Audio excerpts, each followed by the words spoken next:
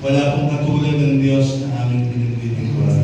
Muli naman po natin gawin ng Panginoon, wala kang katulad, Panginoon, wala na pong papantay po sa inyo.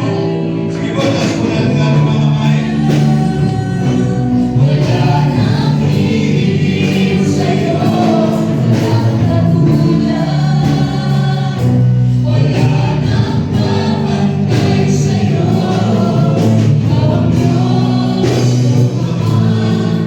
ngayon ang kailanman, sa panahon, wala kang Sabihin po natin sa Panginoon, wala po siyang katulad. wala nang hihigit sa'yo, walang katulad, wala nang papantay sa'yo. Ikaw ang Diyos, Ama, ngayon at kailanman, sa panahon, wala Congregation natin. Pwede ba mawitan ninyo ang Panginoon? kang hihigit Huwag mo sa'yo. kayo umiiyak para sa Diyos mo yung awit na yan. Wala nang papantay. Papantay sa'yo, Ikaw ang Diyos. Diyos, kung pangalan Maging ngayon, ngayon at kailan sa habang panahon, panahon,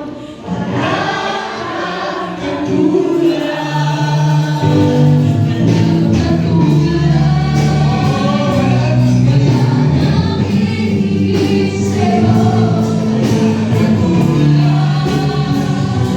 wala nang papantay sa'yo. Ikaw ang Diyos, ngayon at kailanman, sa panahon,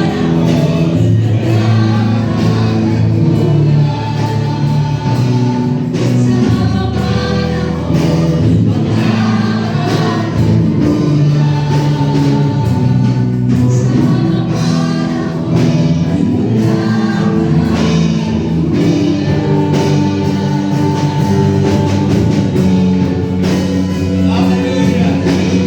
Hallelujah. Hallelujah.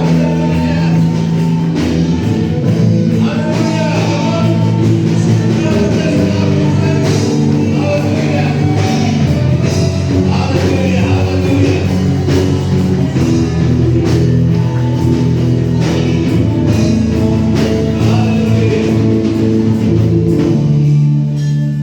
Sa Diyos na dakila, sa Diyos na aking kailanman, hindi po nagtigil ng pag-ibig sa bawat isa po sa amin. Sa Diyos na sinasamba at pinuntahan po namin sa hapon po ito, nais po namin kayo, Panginoon, bigyan ng mataas na pumuli, pasasalamat, Lord. Let's give God the best of the praise. Hallelujah. Power of those times.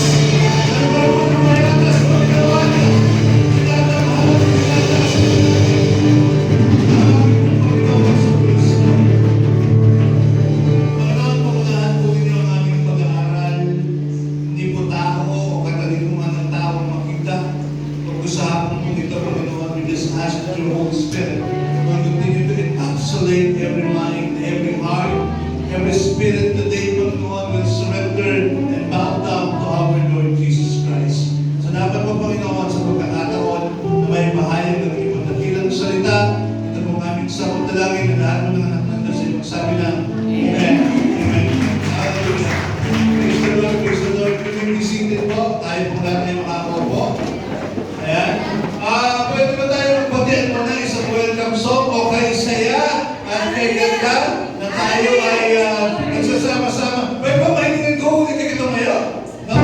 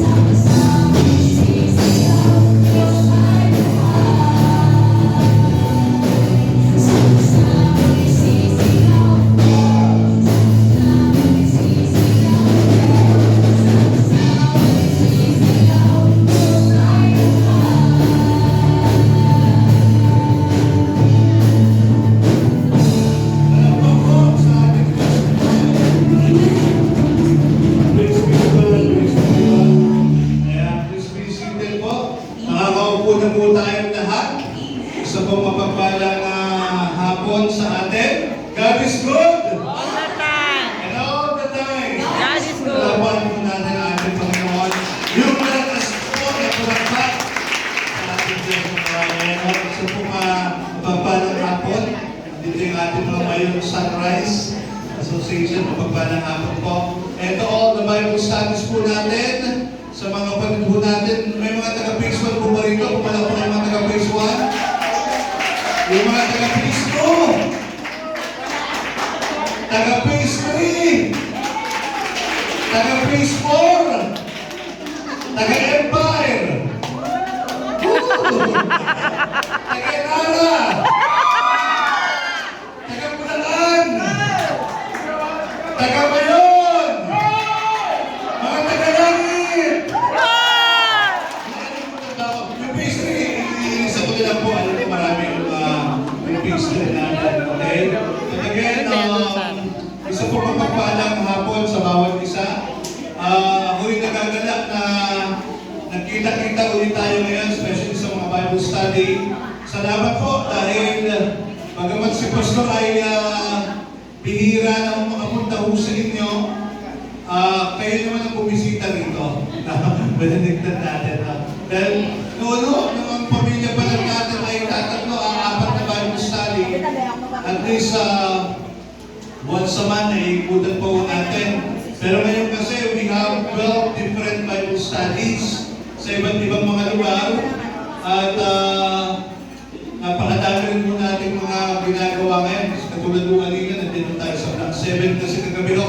So may kawat kalinga, mayroon mga ginagawa yung rig, naguhuan yung some portion mo ng kabahayan. So where we are also serving our community, no? Kaya alam ko, nauunawaan po din ngayon. Amen? Amen? So may God's grace sa mga darating na kuhan, pilit ubak at may isa-isa natin. Parang ang muli ko napuntaan ng Bible study, yung sa Hamo residence doon pa po sa inyo yung muling napuntaan natin, opening natin na Bible studies. But again, mabuti po ang Panginoon. Amen? Amen. Sabi sa katabi, God is good. God is good. And all the time? Mabuti po ang ating Diyos. So if you have your Bible with you, hindi ko na po pakakahabaan pa ito. Mabilis lang po ito. Pilitin ko po matapos tayo bago mag-alas 7 ng gabi. Sabi na, grabe naman, Pastor.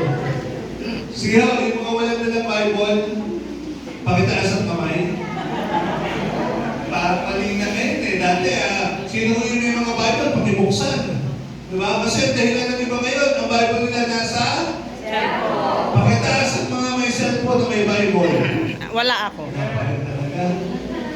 Anyway, yung iba naiiyanan po. But again, pakiusap po natin, lagi-lagi kung sasabihin sa inyo.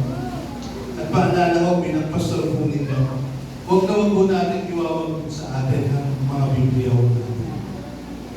Pag bago-bago man ang mga teknolohiya, huwag tayo magpapawala ng Biblia. Why? Because tandaan natin sa mga cellphone natin, laging may kahati ang Diyos. Amen. Tama?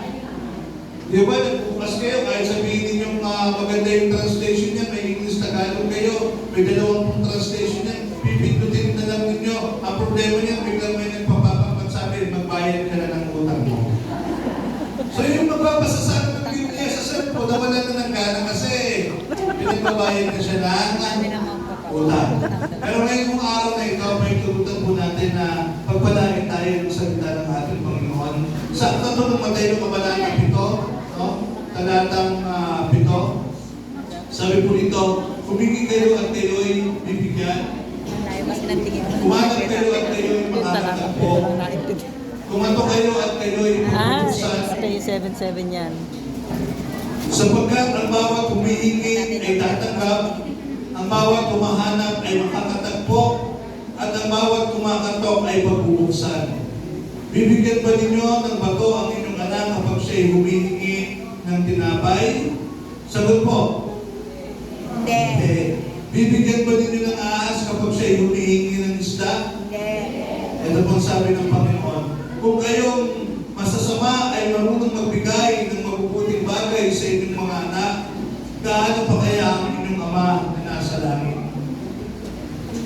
Bibigyan niya ng mabubuting bagay ang sino mang humihingi sa Kanya. Gawin ninyo sa inyong kapwa ang nais ninyong gawin nila sa inyo. Ito ang buod ng kautusan at ng mga isinulat ng propeta. Palakpakan po natin ang Panginoon sa pagkakaway sa kanyang buhay at makapangyarihan sa salita. Alam niyo po, sino dito sa inyo yung nakaranas ng humingi? Amen. Yung humingi na binigyan. Amen. Yung humingi na tinanggihan. Yan din. Sino rito yung humanap na nakasumpong? Amen. Sino rito yung humanap na hindi niya nakita yung hinahanap niya?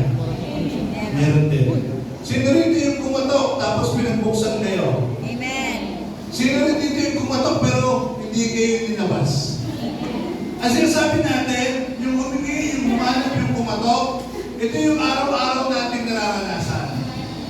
Pero ang magandang balita ho ngayong araw na to, pag humingi tayo sa Panginoon, kailanman hindi tayo kayang tanggihan ng Diyos. Amen?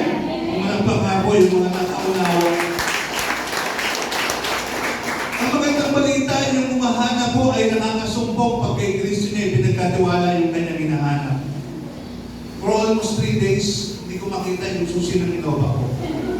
Totoo po ito. 3 araw akong walang magamit na sasakyan. Kanina na nag-torture kami, special po sa kanila.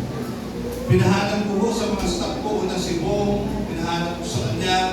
Pangalawa, hinanap ko siya at saka ng asawa niya doon sa upuan. No? Halos ito over lahat ng mga cabinet ko. Then sa lupang pangako ko, pumunta ng opisina. After that, pinahanap ko po ulit kay Nancy. Pinukulit ko po ulit kay Rome. Hindi na nakita yung susi ko. And last Monday ho, Monday ba? Or kailan ba ako pumasok sa lupang pangako? Matandaan kung Monday or Tuesday. Basta pagpunta ko roon, bago ako pumasok sa opisina, kinausap ko kayo mga tao. May nakita ba kayong susi nung pumunta ako sa inyo rin last? Wala po, Pastor. Pare-parehas na nagsasabi, wala po, Pastor eh. Kasi kung meron kami, binigyan ako namin sa inyo. So, ginawa ko pagpasok sa opisina, pag-uupo ko sa mga Lord, ipakita na po ninyo yung susi. Lord, ipakita na po ninyo yung susi. Alam mo, sabi lang sa akin ng Lord, dahil sa inuupuan mo, nandun yung susi. That's the exact point. Totoo na rin yung ginawa ko, tumayo ako. Kinabang ko lahat ng pumin eh. Kinabang ko lahat. Sabi ko na naman dito, Panginoon. Sabi niya, iikot mo. Iniikot ko naman. Sabi ko na, nung uupo na uli ako, sabi ng Lord sa akin, nandyan lang yan. Sabi ko, Panginoon. Alam ko kayo naman ang nagsasalita, pero bakit hindi ko makita? Umikot uli ako. Pinagmasdan ko yung upuan sa likod. Sabi ko, parang may nakabukol dito. Nung sinisipas, pa ako tumutunog. Sabi ko, parang ito na itong susi. Nakabalan po yun kinapa ko pag ko, susi nga. Natagpuan ko po yung susi ko. Wala pang ano ang bulan. Ang problema ko ngayon, yung isang ko pa akong susi ng motor ang hindi ko makita. Meron pa rin ako, nanalangin po ako. Totoo, nanalangin hindi ako. Ang problema yung sinabi sa akin ng lugar ng Panginoon, masyadong maraming kalat doon. Kasi sabi ko na wala pa akong time hanapin. Kaya hanggang ngayon, hindi ko po nakikita. Kaya hopefully sa mga dating na araw, mahanap ko na ho yung aking hinahanap. Yung may wagang susi. Kaya wala ho akong magamit na motor. No? So, yun yung sinasabi natin. Literal na example yun na pag tayo ay tumawag sa Panginoon, hindi tayo bibiguin ng Diyos pagkos tutulungan tayo ng ating Panginoon Kristo. Bakit mo ganon? Bakit at ano ang meron kay Kristo? Alam ko ho, hindi natin maikakaila, maraming panahon na nagtiwala tayo sa tao. Pagkitaas niyo kamay ng mga nagtiwala sa tao. Kung di mo natin nagtiwala kayo sa asawa namin, sa anak niyo, marami tayo pinagtiwalaan. Pero hindi rin natin may kakaila, maraming tao binigo tayo. Nagtawala naman. Wala lang nag-amen. So yung mga hindi binigo dyan, good for you. So sa mga binigo, mag-usap tayo. Because the reality is, marami sa atin, pinangakuan, hindi natupad. Tama? Anong katwiran ng iba? Pinangakuan ka na nga, sabi ng mga politiko, gusto mo ba ang ito pa rin. Pero tayo, bilang mga anak ng Diyos, hindi tayo nananahan sa salita ng tao. Pinapanahanan natin ay mga pangako ng ating Panginoong Jesucristo. Let us understand bakit kailangan natin magtiwala sa Diyos. Una ho, gusto kong establish sa inyo, bakit kay Kristo tayo magtitiwala? Ang sabi ko in John chapter 3 verse 16, For God so loved The world. pakisabi sa katabi, mahal ka ng Diyos. Mahal ka ng Diyos. Unang bagay kung bakit ka magtitiwala sa Panginoon, because the reality, may Diyos na nagmamahal sa atin. Kung hindi tayo mahal ng Panginoon, believe me, wala na tayo ngayong mga buhay. Eh bakit ko yung mga namatay, hindi ba uuwi mahal ng Diyos? Mahal ng Panginoon yun. Yun nga lang may mga panahon na may napapaaka, yung mga kamatayan, dahil sa sobrang pagmamahal ng Diyos, minsan ayaw na niyang may hihirapan pa yung kanyang anak. Or it might be, na-serve na yung purpose. For God so loved the world that He gave. Ibinigay ng Diyos Ama yung kanyang kaisa-isang anak. Sino po yun? Sino po yun? Jesus. Si Kristo. Na ang sabi niya, sino mang sumampalataya sa Kanya. Listen to this. Sino mang sumampalataya sa Kanya ay hindi mapapahamak pagkas magkaroon ng buhay na walang hanggan. Gusto ko unawain natin yung sumampalataya. Anong ibig sabihin ng sumampalataya? Pag sinabi natin sumampalataya, papasok po din yung salitang magtitiwala sa Kanya. Papasok din yung salitang magsusuko ng buhay sa Kanya. Dahil marami ho ngayon, kilala ang ating Panginoong Jesucristo bilang tagapagligtas. They believe that Jesus is just, sorry po for the word, is just a Savior. Tagapagligtas, pero hindi Panginoon.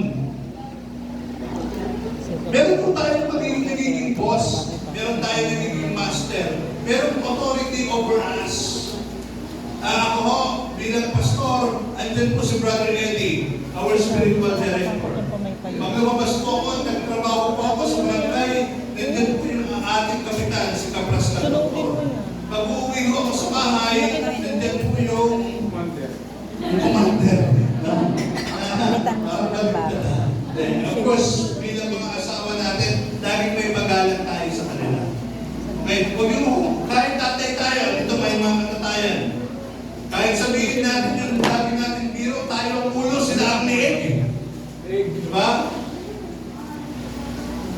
Dapat nandun lagi yung pagrespeto. But going back, no, meron tayong mga tinitingala who are responsible for us at iginagalang natin at pinagkakatiwalaan natin na magkaroon ng otoridad sa atin. Ngayon pong araw na ito, gusto kong sabihin po sa inyo na ang Panginoong Jesucristo, yung siya pinagkap natin bilang Diyos at sariling tagapagligtas ng ating buhay, inaari niya tayong mga anak niya. Pagkasabi sa katabi, anak ka ng Diyos. Sino ba yung binigyan ng karapatan na maging anak ng Diyos? Siya, listen to this, siya na tumanggap, sumampalataya, at naniwala sa Kanya. Pag sinabi natin, naniwala sa Kanya, ito yung sumusunod tayo sa Kanya. Babalikin ko lang mo, maraming tao at hindi na kay Kristo Savior tagapagligtas. Hindi naniniwala sa mga utos.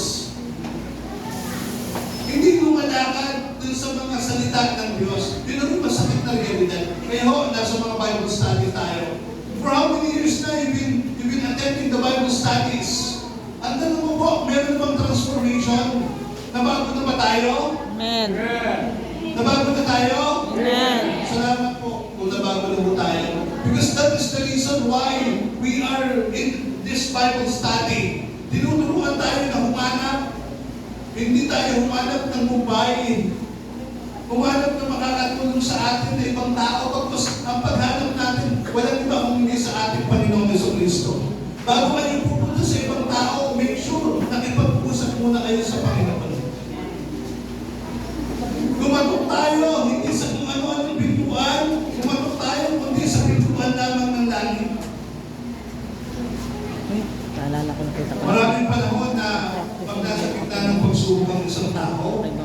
kung galing-galing na tayo lumalapit. But this time, let me just remind you na mayroon pong Diyos na nag-aantay na lapitan natin at nag-aantay na tawagan po ng bawat isa sa atin. Amen? Palapalan po natin ang ating Panginoon. Mabibilis lang po why we need to trust God. No? First thing po, because there's a power in the word of our Lord Jesus Christ. May kapangyarihan sa salita ng ating Panginoong Jesucristo.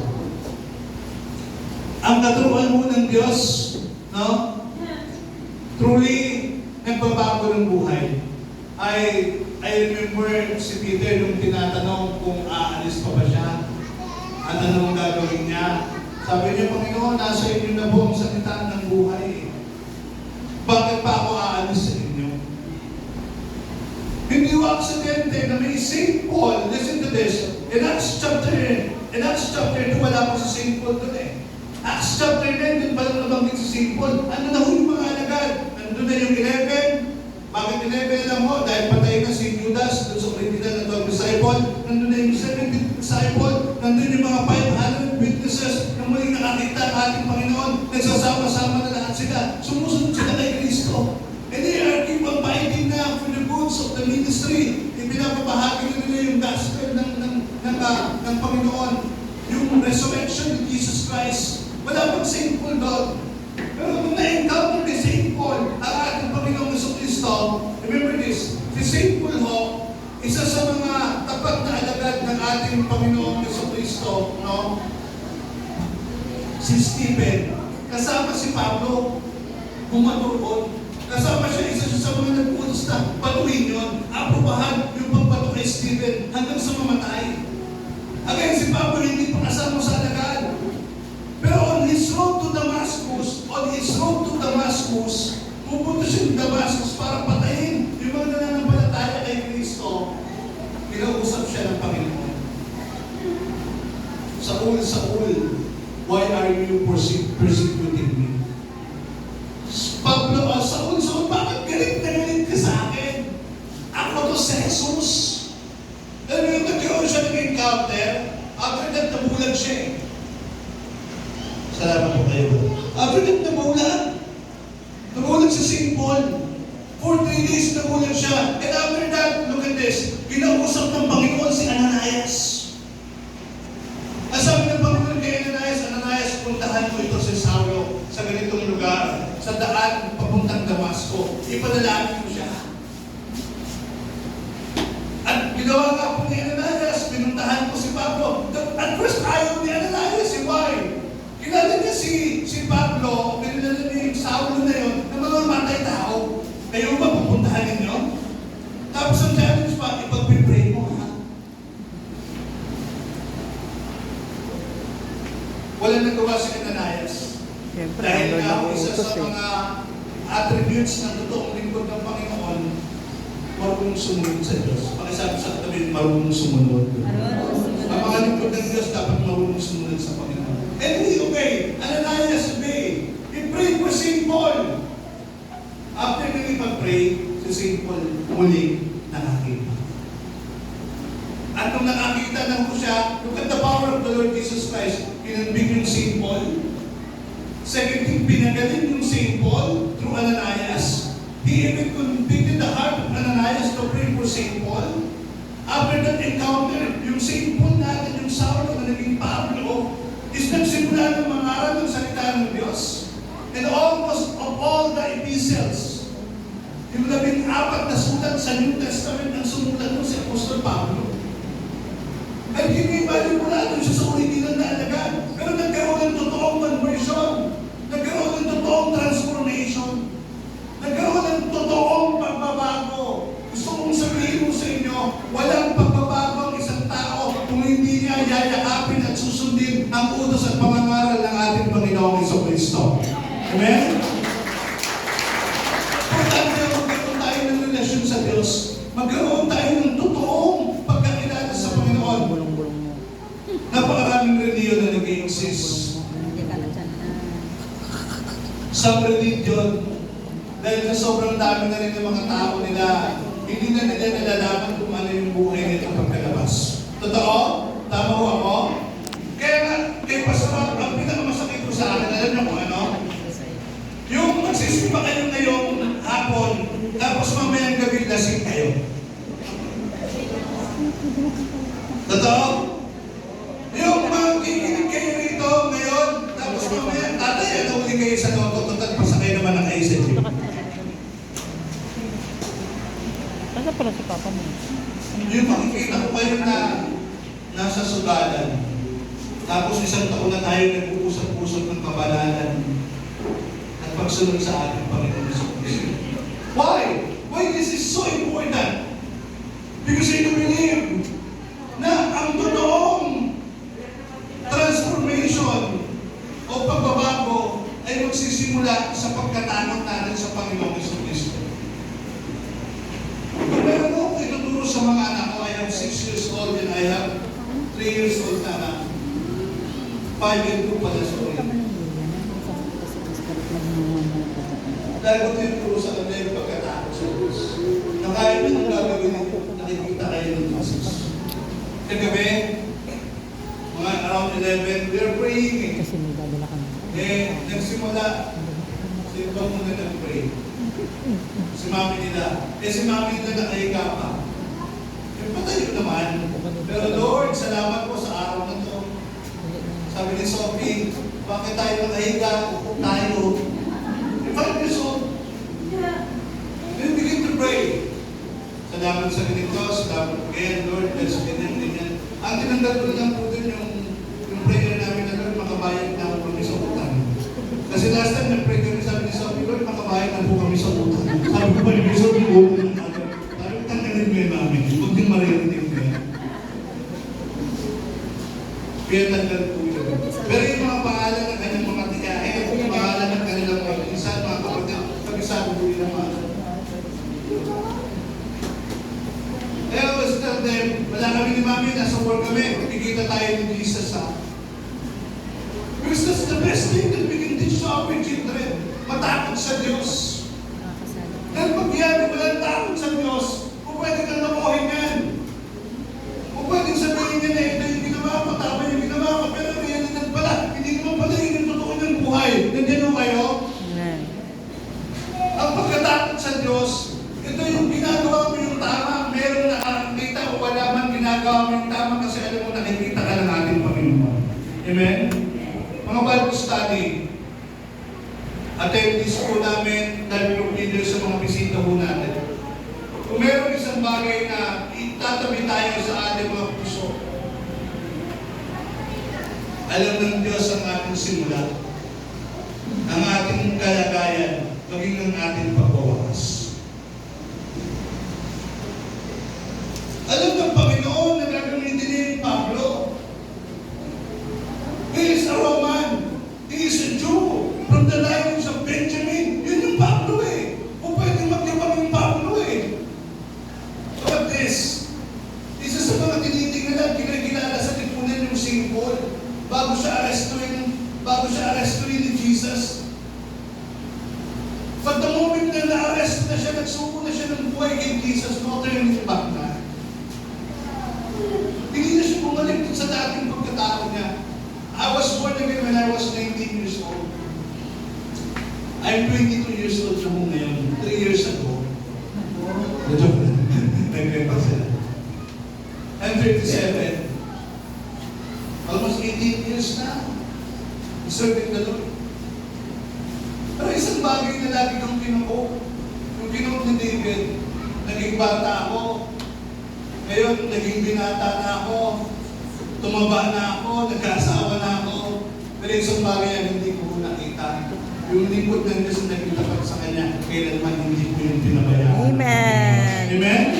So if you will ask me, if you will talk to me, sasabihin ko sa iyo, hindi ko kayang bilangin ang mga biyaya at pagpapala ng Panginoon na ibinigay niya sa buhay namin. Even the things that we don't deserve. Yes, Lord. Even the Napakaraming bagay na alam ko hindi ko deserve yun. Pero because I am serving God, dahil tayo sa Diyos.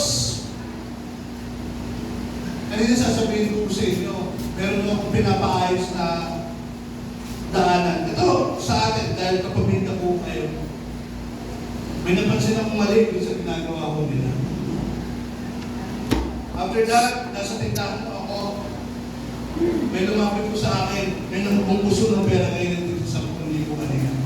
Kanina lang mo ito, fresh na fresh. Inaabot ko sa akin. Para. Nang pagkakita ko ano yung kumalapit sa panan ko eh. Pagkakita ko pera, ang malipin ko ako nandun. Halos na hingay ang kontrakto. Hindi niya ko alam kung ano isasagot niya sa akin. At sabi ko sa kanya, ako kuya, gusto ko within 2 hours maayos din. Wala tayong pag-usapan. Makuha mo man yun, iparapol ko na lang kaya ito sa Bible study mamaya. Para mapangin naman nun. Ipinarapol ko sa inyo yung ibinigay sa akin. Para mapangin naman. Makakuha kayo ng bigas, baka hindi nyo kupalawag ko. That's the same principle. I will not allow myself na ipapakain sa pamilya ko. Teka lang. That's sorry po. Ang wala pa yung sakot ko. Parang hindi ko kaya na ipakain sa mga anak ko yung hindi naman nanggaling sa ako. You know what the story? And John 8, share ko lang sa inyo para alam. For the longest time, may nagtatangka ng mga tayo dyan. Mahabang panahon na hindi lang mo ngayon. It just so happen, sa mga panahon na gusto nilang itayo yan, kung ano-ano yung mga gusto mo nang hilingin bago nila pepahan. One day, naligaw ko sa akin yung naglalahat ng permit. Nung ikinito niya sa akin na may ganito ko kami gustong itayo, alam niyo, sobrang tuwan-tuwa ako. That was the time na John, actually na una niya magpaalam yung pure ko. Tuwan-tuwa ako kasi sabi ko, papasukan na ng pure gold yung bayatas eh. Sabi ko, akin ako, process na natin yung permit. Then, tinitingnan ko yung nagpa-process. Ano yung kailangan? Sabi ko, ako lang ganito. Yung payment po, di bayaran mo yung 2,000 ka ako o para baka 5,000 kasi may mga plano. Yun lang po. Sabi ko, yun lang.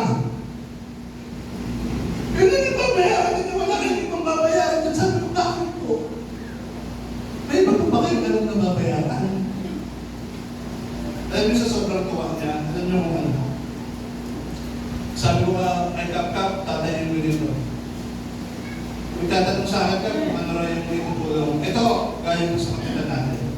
Pag naitayo na yung pure gold na yan, ang pakiusap lang natin, yung mga magiging empleyado nila, dapat mga taga-barangay bayanas. Kagabi ko, nag-pure gold kami. Papasok ko, sumasaludo, yung taga-Bulacan. Yung dating tambay dun sa taas, security guard na yun sa pure gold. Yung mga kahira na manginginan na doon, nandun na sila sa pure gold. Sabi ko, I was so blessed. I was so blessed. Same thing with Jollibee.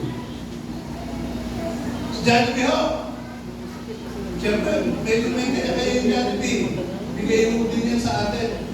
No? Nung nagbibigay mo sa atin, sabi ko, hindi ko naman natin kailangan. Bilisan na lang mo natin matapos. Kaya ko yung almost 1 week, meron ako kung bakit ng Jollibee. Sorry no, hindi ko na naibigay sa luto. Yun yung bigay nila. Yung bisita may bakit ng Jollibee. Hindi ko tayo nangingi ng kung ano-ano. Because we know that lahat ng bagay na gagawin natin nakikita ng Panginoon. Amen? At pinagpapala ng Diyos yung mga nagiging tapat sa Kanya. Amen. Kaya ako, yun lagi yung pakiusap ko as Jen, people, walk with integrity. Because, hindi man dito sa bagay na to, kayo mapagpala, isang bagay ang pinapaniwalaan ko, hindi mauubusan ng Diyos ng kaparaanan para pagpalain tayo, maging kapatid tayo sa Kanya. Amen? Hindi mauubusan ng Diyos. Huwag din kayo kita ng mga tao na gumagawa ng mali at pakiramdaman niyo maayos ang buhay nila. Para lang yung mga pinapatabang litsyon na pagdating sa dulo, kakatayin. Narinig mo nun? Parang lechon daw pag ano With nakakatayin. integrity, principle. Kaya ano yung mga ganitong kwento, mamamana ng mga anak ninyo. At kaya nila ipagmalaki kayo pagdating ng panahon. You should do the right thing. Bunso, Bago tayo matapos, bunso namin to sa dance. tatlong mabibilis na bagay Alagang-alaga na to ng mga dancer. nais kong ibahagi sa inyo why we need to trust the Lord Jesus Christ. It's because Takot na He takot yung is mga the ate only niya sa source trayon magutom sa of baba. transformation. Wala akong ibang pinanggagalingan ng pagbabago ng tao kung hindi ang ating Panginoong Jesucristo. One time, Maliit na yung tiyan mo. meron akong lasing. Wala na naman. Nakita niya yung pastor niya dati. Sabi niya, Pastor! Pasuray-suray. Salamat po! Dahil po sa inyo, nabuhay na din ako. Sobrang nabuto ng pastor. Sabi ng pastor, sabi niya, dapat ng kalungkutan ng puso ko kasi dahil sa akin, nabuhay na din ka. Pero kung dahil kay Kristo ka nabuhay na din, malamang hindi ka lasing yun. You know what? When we speak about transformation, it's a process.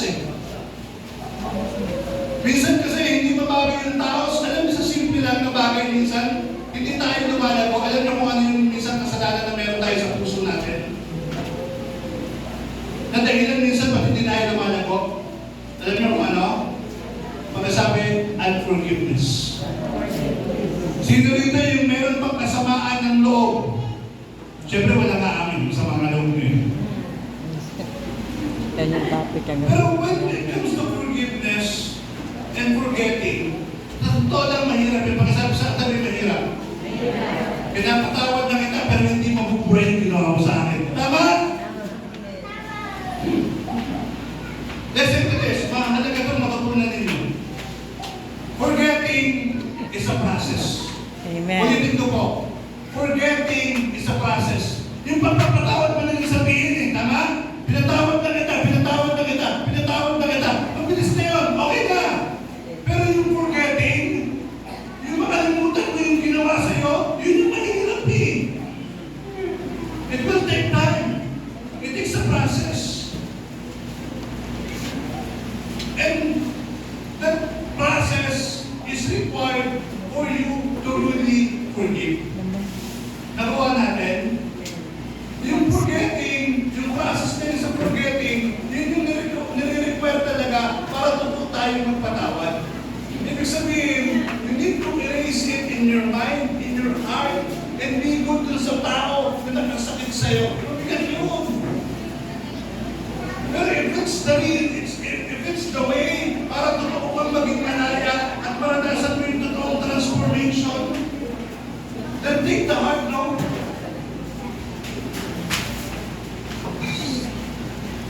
Si Jesus, pinagsasampal, nilagyan ng koronang tinik, naisama doon sa mga magnanakaw.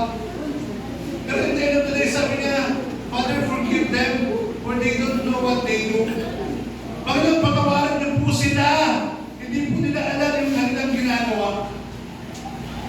Kaya tayo iba. Panginoon, huwag niyo po patawarin nila, ha? Pero remember si Jonah? Mapaghiganti.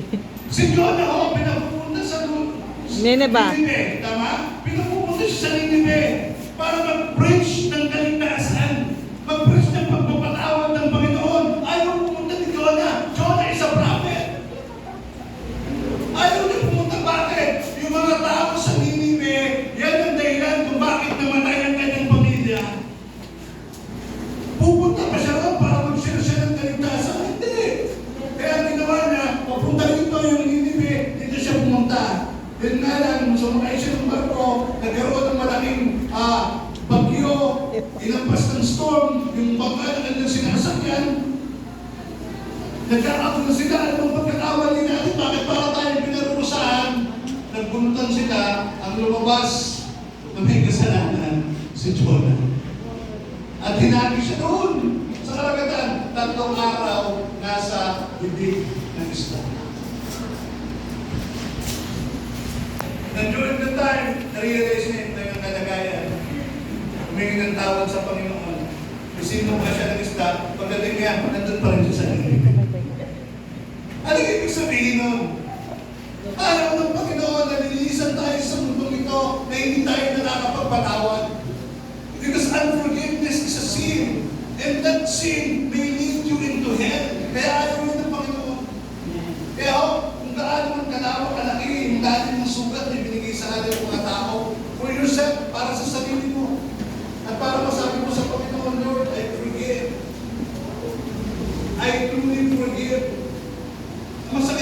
sabi ng Biblia, yung panukat na ginamit mo ay isang yung panukat na gagamitin ko sa'yo.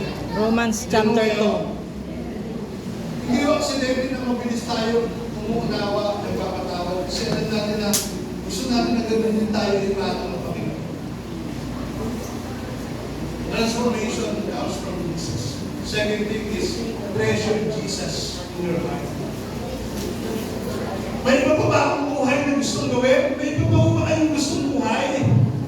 Meron pa ba kayong ibang Panginoon na gustong sambahin? Sabi ni Joshua, in Joshua chapter 24 verse 15, if serving God is undesirable to you, kung ang paglilingkod sa iyo ay kabigatan ng puso mo, ibahin mo ako. Kasi ako at yung sambahin ko maglilingkod kami sa Panginoon. Wala na akong ibang kayamanan sa totoo lang mo. Kundi ang aking Panginoon Jesus. Dahil kung babalikan ko yung buhay namin, wala naman talaga kami. Kaya ninyo ako tinatawag ng pastor ho ngayon. Kaya ako may respeto ho ako nakukuha sa mga tao ngayon. It's because I serve the Lord. Because I serve the Lord. Pero kung di ako naglingkod sa Panginoon, wala namang pastor dito na tatayo sa inyo. Part of treasuring Jesus in your life is to see His. Oo lang tayo pagdating sa Panginoon. Ang pinakamabigat na po pwedeng maramdaman natin is pag kinukonvict tayo ng Holy Spirit na pinagagawa niya sa atin yung bagay nito para sa Lord tapos ayaw natin gawin. You are delaying things. Wala na akong bang pinakamagandang buhay pa ako na nalalaman kung hindi yung buhay na kay Kristo. Why? Kaya sabi sa katabi, may ang buhay. Sino rito nasa 50 na? 50. Nagamit yung natin. 70. 59 po lang ako. Tay, nagamit na ninyo yung report. Kailan yan? Totoo! Tama ba ako? That's the reality. Ang bilis ng araw. Alam niyo ba ngayon, July na sa susunod na linggo? Nasa kanila. Natapos na natin yung kalahating taon. Tapos matulog kayo sa natin. Bare months na naman. Hindi na so parang kailan lang. Diba? Ngayon, gusto kong sabihin ko sa inyo na alamin na natin kung ano yung totoo. Alamin na natin kung ano talaga yung mahalaga sa buhay. Bago tayo napunta ng kamatayan. Sa kayo, sa isang tax collector for the longest time, mahabang panahon na siya na collector ng tax. Pero one day, narinig nila itong si Jesus na naganasalit ng papagaling, nagbabago ng buhay, maraming sumusunod sa kanya, natatransform, iniiwan yung mga dating buhay, at nagiging lingkod niya. Yun yung kwento about the Lord Jesus Christ. And narinig niya sa kayo yun, pinatuloy niya sa kayo na sa kanyang bahay, nasabi niya sa kayo, kung may nadaya naman po ako sa mga tao na nandito, maka-4 na beses kung ibabalik yung nadaya ako dito sa akin. Pakinggan mo yung kasama ni Pastor. Dahil yung kalamanin niya, hindi na yung salapi. Ang kayamanin niya na ngayon, yung relasyon na natagpuan niya sa ating Panginoong Kristo. Amen? Where your treasure, where your heart, kung nasa loob po yung ating kayamanan, nandun yung ating puso. Where your treasure is, there your heart is. Ano yung bagay na nakakapagpa-excite sa inyo, believe me, yun yung totoo ninyong kayamanan. Practice ba kayo mamaya? We are blessed to have our family, yes. They are gift, they are blessing. Pero ano naman ang mapapala ng tao? Kung makamta naman niya lahat ng yaman sa sanlibutan ito, pero mapahamak naman yung kanyang tayo sa isang kaluluwa. Marilyn Monroe. Tapos sa ito, Pastor. He was Billy Graham who's to Marilyn Monroe. Sino na lang kay Marilyn Monroe? Sabi niya, you accept Jesus. Sabi niya, not now. Walang wali. Natagpo ang patay sa kanyang mundo.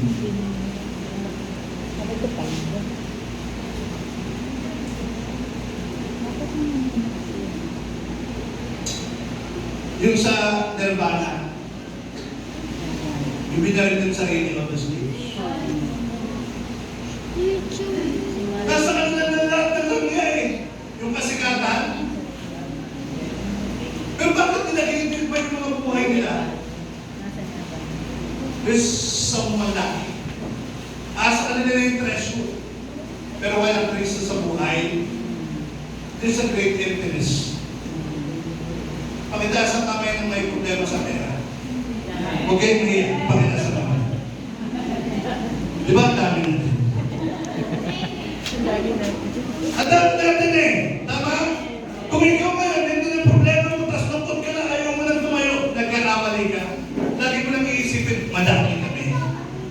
That more than that, hanggang may buhay tayo, may pag-asa tayo. Amen. Huwag natin hayaan na yan na magpanungko sa atin, iparalays tayo, Positive na may problema gamit ni tayo. Chan nito. Ito si Bamba, malaking problema. Dapat nagtaas ka ng kamay. Ng ating Panginoon sa Kristo. If you have a problem with that, then talk to Jesus, Lord. Patulong Tayo po. paparinig na ka. Sabi mo sa Bible, Lord, tama. Malapit na ako. Patabang naman, Lord. Patulong naman po. Wala kasi talagang ibang tutulong sa akin. Ano ba gusto mo? Lastly, this is an advice for you. Dahil lang natin ang transformation, nagagaling kay Jesus. At ginawa natin, integration natin siya sa ating mga puso. Pinakamahalaga, let's give time. Salamat po sa mga oras na binigay ko din rito ngayong hapon. Wala akong tayong YouTube mapoy na nandun sa labas.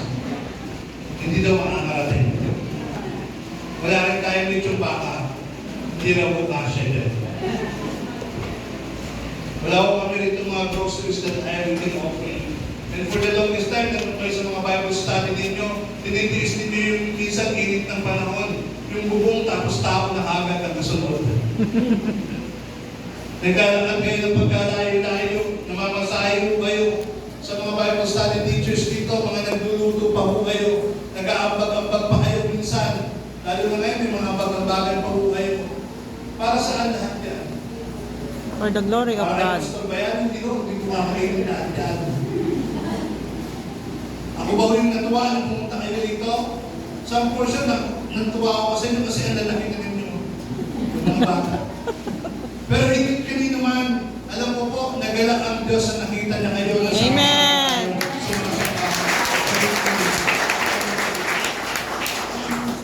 The end of the day is not about the church, the people of the church. The end of the day is about you, our Lord Jesus Christ. Kami ho, isang kapal lang kami ng Diyos para i-apigay sa Panginoon. Because mamaya, 3:15, nasa ibang lugar na ako. May pupuntahan na naman mo. Uuwi kayo sa bahay ninyo ng mga 4 o'clock. Wala na ako si Pastor to, wala na si Sister, wala na si Brother. Ang tanong ko, kaninong pangalan kayo na? Yung kasi dapat natin matutunan. Kapag lumalabas na tayo sa simbahan, kinukuha natin yung mga dapat natin matutunan sa simbahan eh. Kasi papaunin na natin yan sa ating mga bahay, amen? Amen. Kaya sa church na ito, walang natutulog eh. Tama? Walang natutulog. Wala naman talaga. Alam mo bakit? Nangihinayang tayo. Minsan pag-isip mo tapos na, yung mga sinabi pala, kasi may pala yun sa Glory lang yun. Kasi alam ng Panginoon, kapag kayo pupunta dito, hindi po pwede, hindi niya katatagpuin yung mga pangangailangan natin. Amen? Hindi po pwede nagbigay ng oras eh.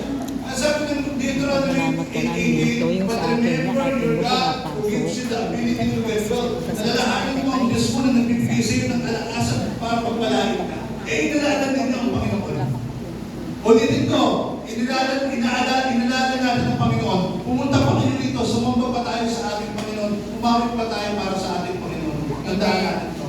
Ayaw ng Diyos magkakaroon ng utang na loob sa atin. Baka iisip na ito pang langit. Atin ako doon, wala naman ng babae.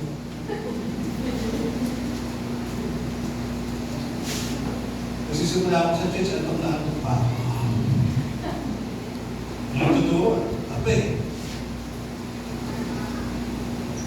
That's why I pray, Panginoon, patatagin mo ako matapos na itong isang oras na ito.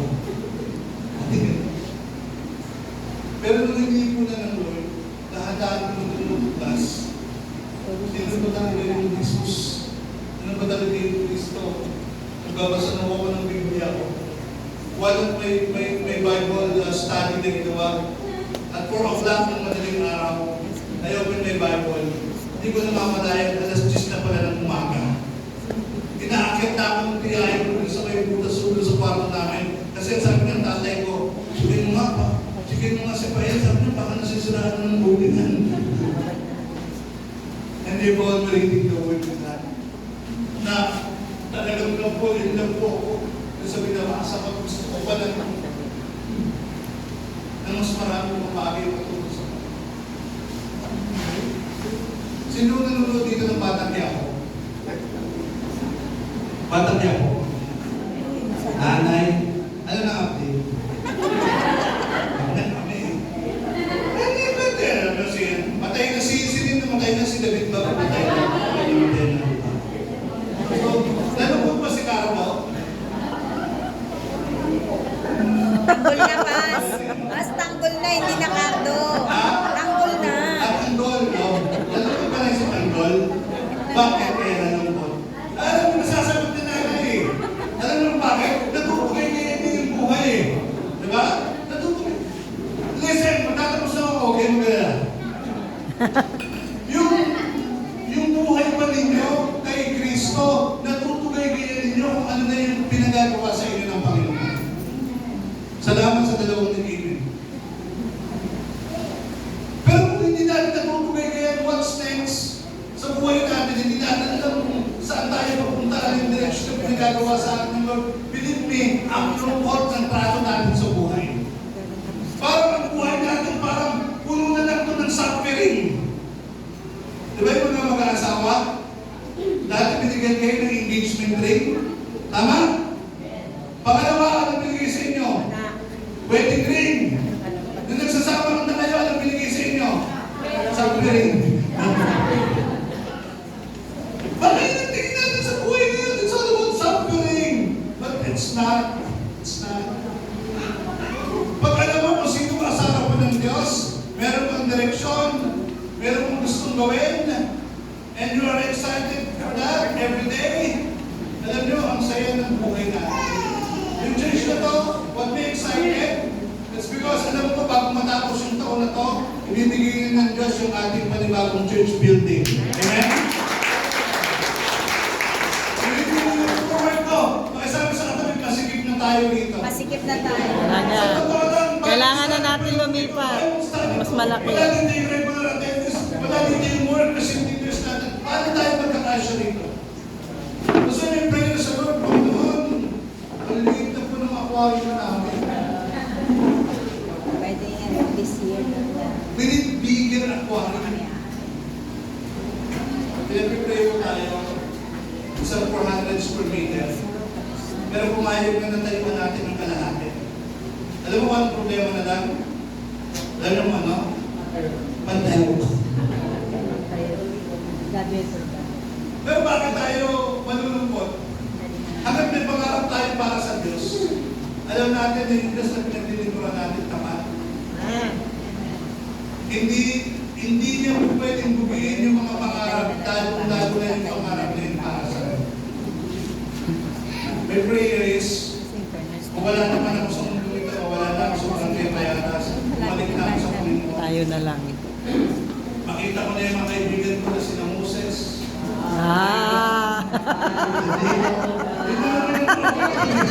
Alam mo kung tropa eh. Yung mga sila-ila. Ito naman yung mga kaibigan. Yan yung mga gusto ko katropa din eh. Si Elijah, si Moises. Tapos, uupo tayo sa tabi ni Jesus. Yun yung pangarap natin. Excited kayo, Ron? Amen. Mas mahirap makatali si Lucifer. Ayoko. Mga tao yung isa nakatingin doon eh. Diba yung nilook forward eh. Isa na nilook forward, pera, pamilihan, kape, posisyon. Ito mo Pilipinas nga, nagigiyara na sa Spain at saka sa Iran, na pinag-uusapan sa atin, impeachment pa rin eh. Na-impeach ang ninyo.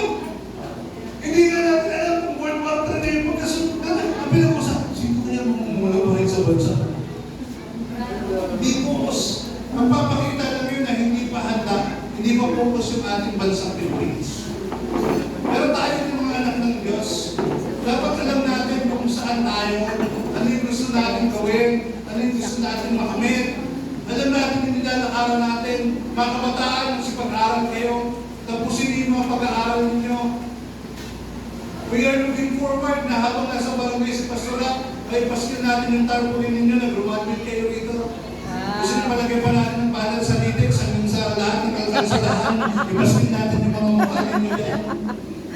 Gusto natin matapos. Ayaw mo naman ang ating tatawag kayo, Pastor, sila dito ko bakit nabuntis na po. Kaluputan ng gusto rin. Ano bang gusto na ginawa niyan? Kung may kananay po. I want those children. At dami mga maganda rito, mga talagang din. Kaya nga, malagang mo yung church natin ng CCTV. Michael. Because I want these children. Kaya nga dapat mga batang babae, matutunan ninyo yung banal na pagkatakot sa Panginoon. Dahil kung may banal na pagkatakot tayo sa Panginoon, hindi tayo gagawa ng isang bagay na alam natin makakasakit sa puso ng Diyos. Titingin na lagi kayo sa pangarap ninyo, sa mga inspirasyon, sa mga magulang natin. At higit sa lahat, makapagbalik ng papuri sa Panginoon. That's my prayer. One day, yung mga kabataan natin ngayon, kasi meron na tayong accountant natin, di ba? Soon, meron na tayong attendance po rito, kung laude po ng Nutira. BS Accountancy. Sister Francis. Sana may kasunod tayong abogado rito. Meron tayong kasunod na doktor. Meron tayong barangay captain na sa susunod. Meron tayong barangay tanong, barangay SK pala, yung mga SK natin, mga kabataan. Malikod. We're looking forward na itong church na to, makapag-produce tayo ng mga godly men and women mula sa mga Bible study natin, mga Bible study teachers. I'm looking forward na. Proud tayo na sabi ni Ate, galing yun sa GIL. Amen? Singkot yan ng Panginoon. Yun yung agalakan ng puso natin. Kaya unawa, lumakad lang tayo na gusto natin tinatransform tayo ng gawin araw-araw. Tinitreasure natin si Jesus sa ating mga puso. And most importantly, we give time to Him. Oras ang kailangan natin. Magbasa tayo sa salita ng Diyos. I'm a father. Tatay mo ako. I'm a businessman. I'm a pastor. I'm a public servant. Pero hindi po pwede magtagumpay lahat ng departamento na yun sa buhay ko kung wala akong salita ng ating Panginoon. A challenge for each and every one of us, kilalanin natin si Kristo. Aralin natin yung kanyang salita. Tingnan natin yung kanyang naging buhay. At ano yung kanyang mga pangako sa lahat ng nagmamahal sa kanya. Pwede ba natin palapakan ng Panginoon? Tayo po tayo lahat na awit ng Panginoon.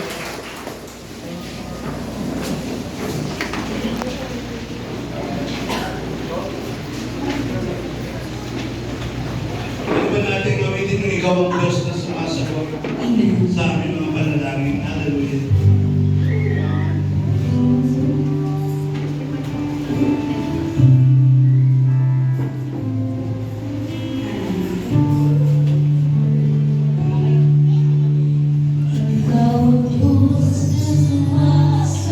Dumininig ng panalangin. Pwede mo rin taas natin ang ating mga kabayan. Ay iyong nababatid.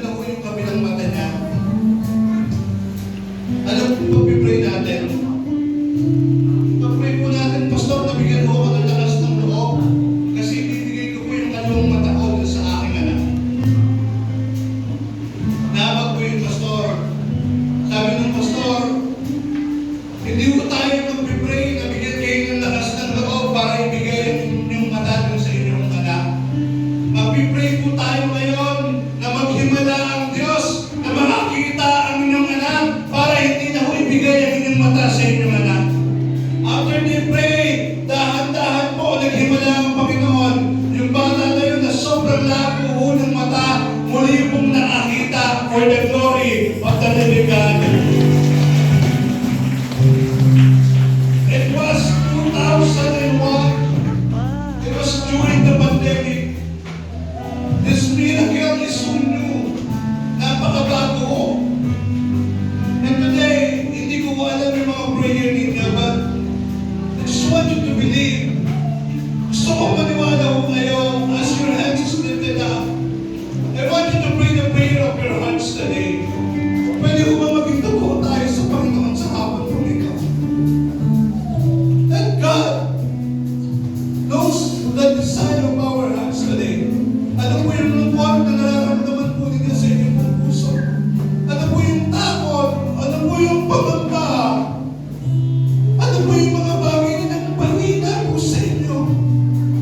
Ano po yung mga bagay na hindi po ninyo kayang harapin? Sa oras po ito, wala po ang ibang gagawin po, hindi pipigit lamang po kayo ngayon. Mananalangin sa Panginoong Jesucristo na kaawaan po tayo ng Diyos. Panginoon, puntahan po ninyo ang bawat panalangin na meron po kami.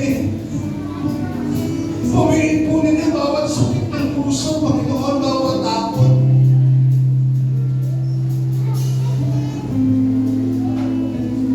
Huwag po ninyo hayaan, mga kapatid, na masayang po yung pagkakataon. Binibigyan po tayo ng Diyos ng pagkakataon na magsabi sa Kanya ng totoong kalagayan natin.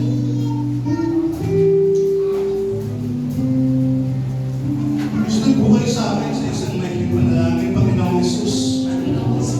Sa oras pong ito, totoo may hinaharap po ako ng kabigatan.